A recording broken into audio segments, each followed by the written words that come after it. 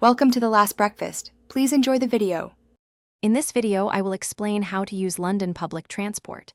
To begin, London offers several convenient ways to get around. The tube, or underground, is a fast way to travel across the city. Buses provide extensive routes, often reaching places the tube doesn't. You can also use the DLR, overground, and national rail services for wider coverage. Understanding these options is your first step to navigating London efficiently. Paying for your journey is simple with several options available. An Oyster card is a reusable smart card you can top up with credit.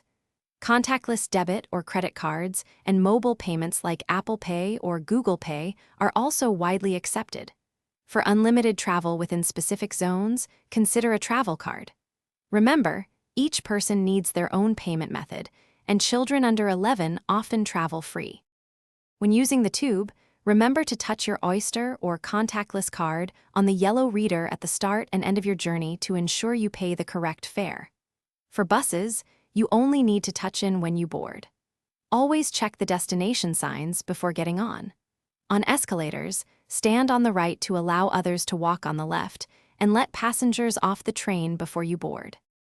To make your travel smooth, plan your journey using the Transport for London website or the TfL Go app. These tools provide real-time updates and suggest the best routes.